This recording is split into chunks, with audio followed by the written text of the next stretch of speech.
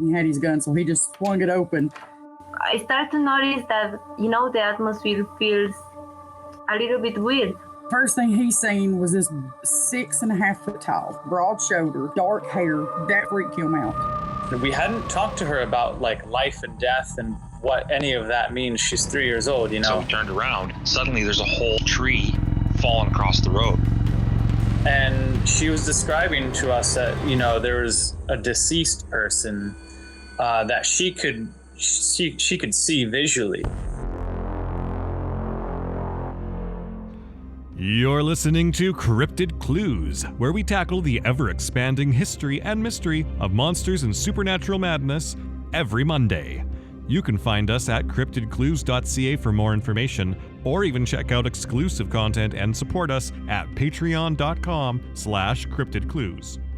Hello, ladies and gentlemen. Welcome back to another episode of Cryptid Clues. I am your host, Taylor, and, well, today's episode is not the usual deep dive. It's a show update.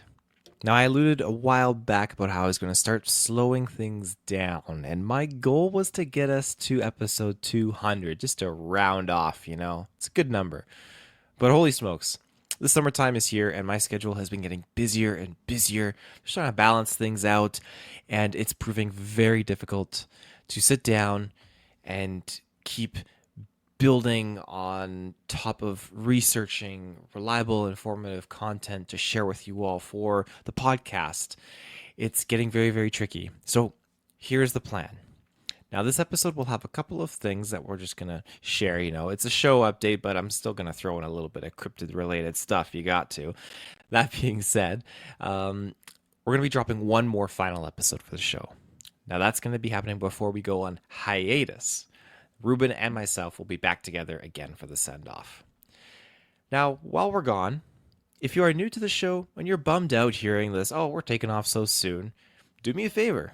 Go and check out our YouTube channel or hop onto your podcast player of choice and look up Cryptid Clues. You're going to find a plethora of content. We've been doing this for a few years, weekly, sometimes multiple episodes a week, and there is so much content that you will be able to explore and dive into. You will notice that the earlier episodes are a little bit more rough around the edges, but the format gets a little bit more refined and gets better as time progresses. We just kind of started to find our footing as we moved along. Just like anything, you just kind of figure out what works, what doesn't, and go from there. But that aside, while we will be doing one more episode, after the summer and winter months ahead are behind us, I'll be publishing another show update episode that's just going to touch down on our path forward. I have an inkling of what that scheduling will look like when that comes around, so I'm thinking maybe I'll do like the format of once a month or something like that. But again, it's a long time out, and I'm not in any rush to figure it out. I got personal things and just life I gotta tackle head first right now and prioritize. So we'll figure that out as we get closer to it. I'll share this again when Reuben joins me in our next episode, but I wanted to say it now from the bottom of my heart. I sincerely appreciate everyone that's tuned into this show. This has been an absolute passion project of mine, and to go on this journey and meet so many new people, it's just been wonderful. And I truly hope that my work has helped establish a beacon for skeptics and fans alike to just come together and help strengthen their opinions, regardless of where they stand. If they become more doubters, that's fine. If they become more of a believer, hey, right on. It's a topic that's obviously met with much judgment and negativity these days, even more so to those who experience these unknown things. It can be very difficult to break down and to talk about with other people. But you fine folks always have a place here at Cryptid Clues. You can always reach out, send us an email at cryptidclues@gmail.com. Now, without further ado, let's share this little Bigfoot newspaper article that I had found, and I quote, Seattle. Footprints taken after the reported sighting of a hairy, huge Sasquatch or Bigfoot appear to be authentic.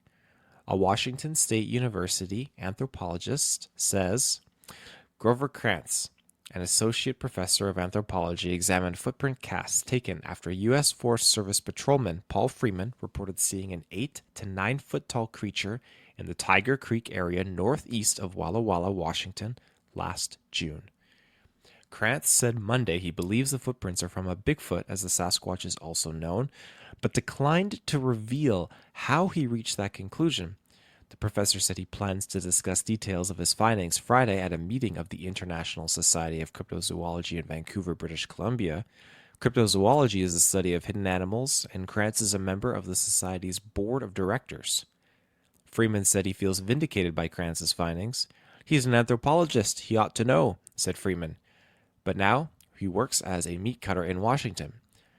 Freeman said he quit his Forest Service job soon after the Bigfoot sighting because of the flack he was taking over the incident. He said his superiors tried to discredit his report. But Freeman said that he has seen other giant prints in the forest since his June sitting and has made casts of those prints. I'm going to kill one, Freeman said, of the Sasquatches. I'm going to hunt for one until I find one. End quote. I love newspaper articles about these things, and we've done a whole bunch of episodes on just newspaper articles alone, and not just with Sasquatch, but going into UFOs, orbs, balls of light. It just goes on and on and on. It's really, really fascinating. And it shows the date, it's dating it when these things occur.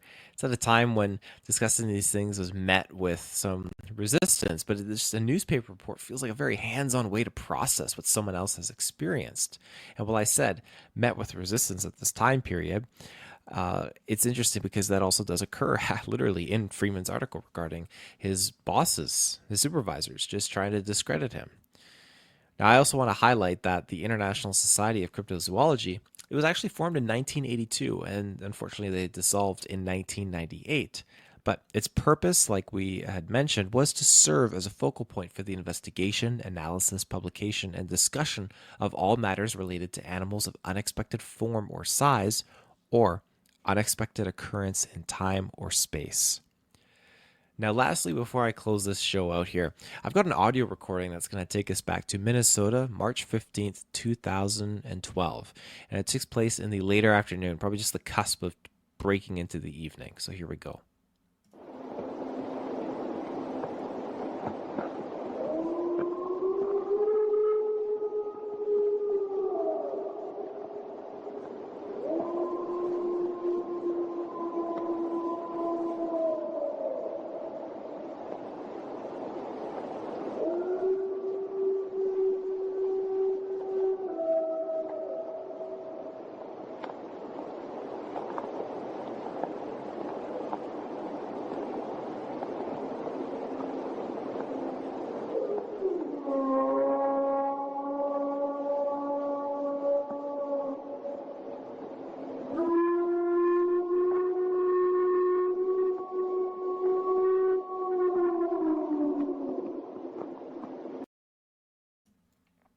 Now, these vocalizations are strikingly similar to some, and I emphasize on some, that word, of the Sierra sounds.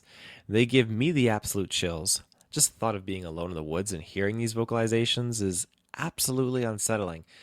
But there's a lot more vocalizations to that short clip that I played, and some of it gets a little bit more louder and choppy, and it just sounds like these things are singing over the mountains.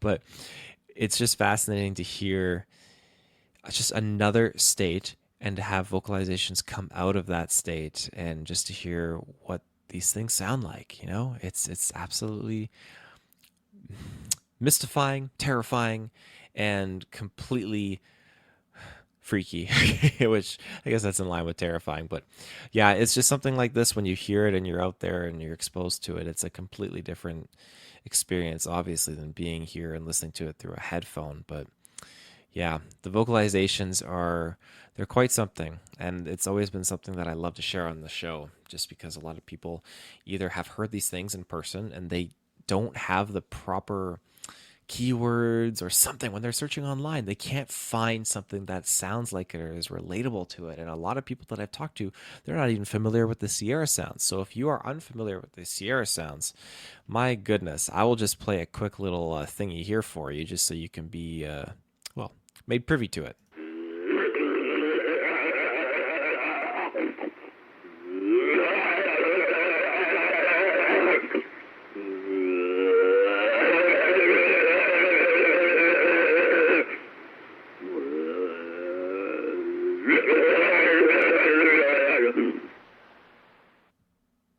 So, like I said, the vocalizations are similar to some of the Sierra sounds. This is definitely a very, very different vocalization, and it is that of an aggressive display, I would say. But Ron Moorhead, there's such a plethora of information that comes from that man. He is a fantastic individual. Really, really enjoyed interviewing him with Reuben. You can find that on our feeds. But he has a very, very cool perspective. And again, you don't have to agree, don't have to do anything like that, but you can listen and see how that either shapes your perspective, grows, or shrinks it. To each his own. But anyways, I'm rambling now. So with that, our show update is concluded. We'll be back for one final episode, Reuben and I. It's going to send us off onto a break with a bang. Thank you again, everyone. And to my fellow Canadian friends in the Great White North, or if you're all around the world listening to this, happy Canada Day. Take care and stay safe.